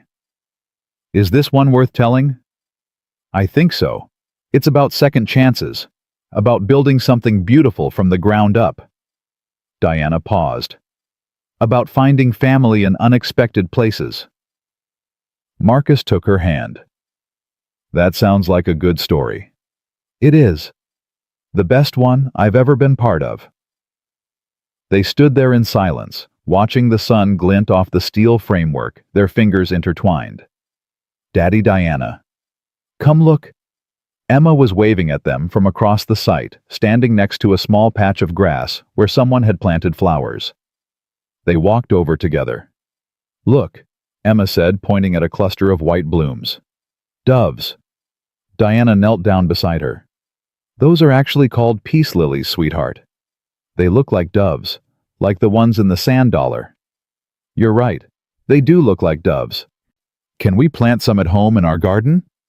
Diana looked up at Marcus. Our garden? Marcus shrugged. She's been calling your apartment home for about a month now. Didn't want to say anything. A month? Maybe longer. Kids adapt fast. Diana turned back to Emma. You think of my apartment as home. Well, yeah, that's where you live, and Daddy stays there sometimes. And I have my own room with the purple curtains you let me pick out. That's what home is. Emma tilted her head. Isn't it? Diana's eyes filled with tears.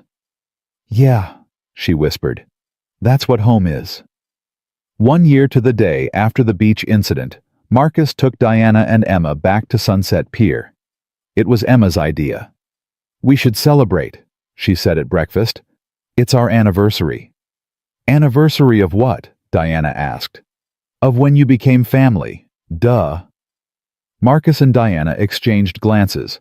Neither of them had realized Emma had been keeping track. She's got a point, Marcus said. She always has a point. It's exhausting.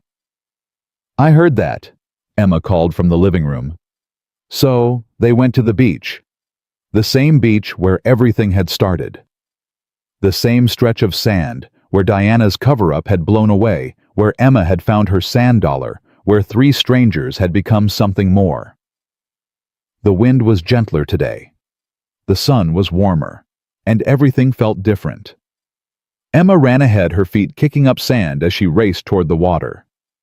Not past your knees, Marcus shouted.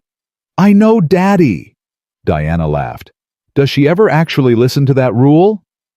Never, but I keep saying it anyway. They spread out their blanket in the same spot Marcus had occupied a year ago. Diana sat down, tucking her legs beneath her, and Marcus settled beside her.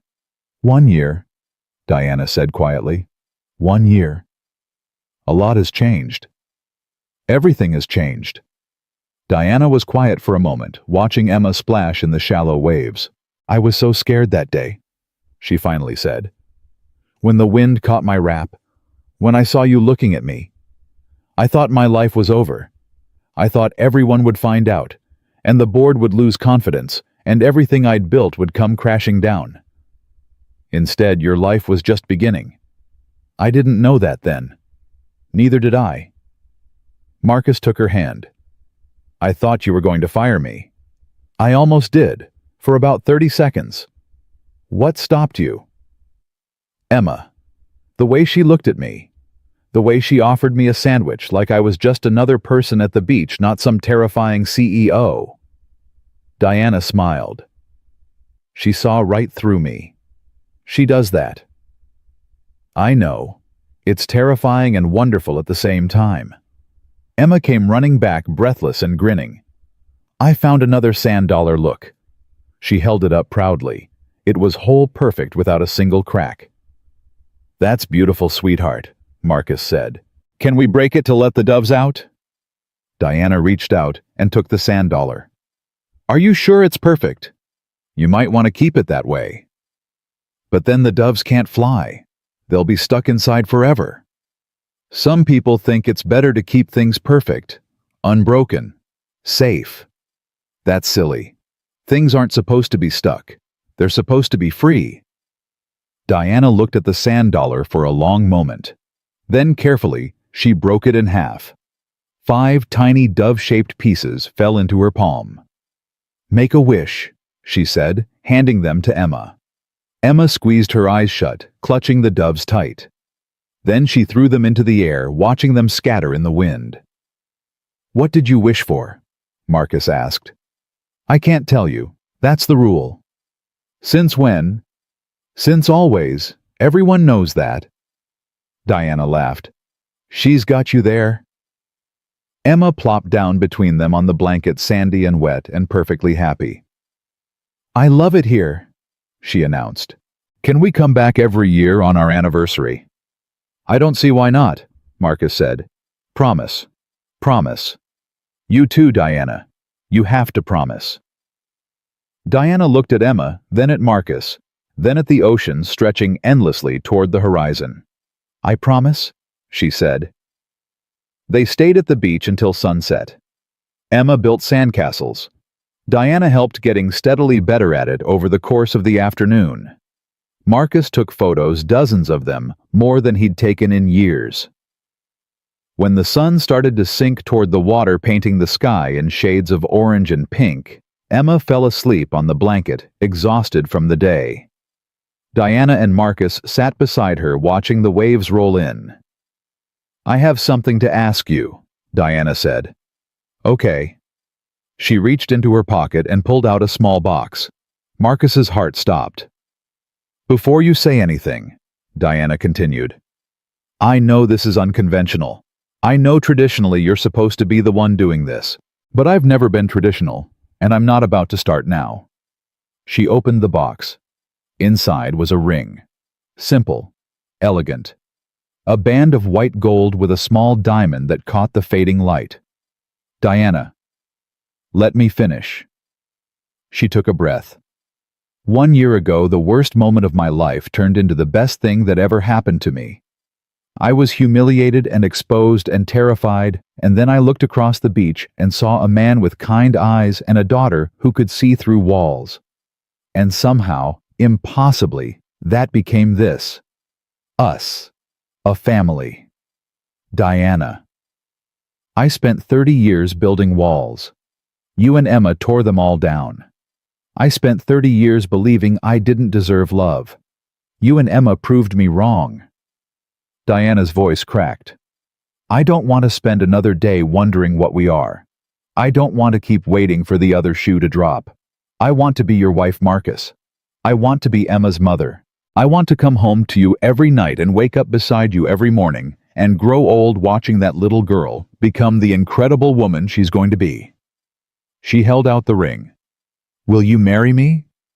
Marcus stared at the ring. At Diana. At this woman who had terrified him for 4 years and then transformed his entire life in 12 months. "You're supposed to say something," Diana whispered. "The silence is killing me." "I'm trying to find the right words." "Words like yes would be good." "Yes." Diana's face lit up. "Yes. Yes. 1,000 times yes. 1,000,000 times yes." Marcus took the ring from her hand and slid it onto his finger. "I've been trying to figure out how to ask you for months. I had this whole plan: dinner, candles, Emma presenting the ring on a pillow." "That sounds complicated." "It was. This is better." "Really? Really, this is perfect. The beach where we met. The sunset. Emma right here beside us." Marcus cupped Diana's face in his hands. "You're perfect." "I'm not perfect." "You're perfect for me." Diana laughed, tears streaming down her face. "I love you," she said. "I love you too. I never said that before, to anyone, not since my mother." "I know. It's terrifying. I know that too. But I mean it. I love you, Marcus Chen. I love your daughter. I love this messy, complicated, beautiful life we're building together." Marcus kissed her. It was a long kiss, deep and full of promise. When they finally broke apart, Emma was sitting up, rubbing her eyes. "What's happening?" she mumbled. Diana held up Marcus's hand, showing her the ring. Emma's eyes went wide. "Does this mean—" "It means Diana asked me to marry her. And you said yes. I said yes." Emma launched herself at both of them, wrapping her arms around their necks and squeezing with all her 7-year-old strength. "This is the best anniversary ever." "You planned this, didn't you?" Diana asked, laughing through her tears. "Maybe a little. Mrs. Patterson helped." "Mrs. Patterson." "She said someone needed to push you two along. She said you were taking too long." Marcus shook his head. "Remind me to thank her."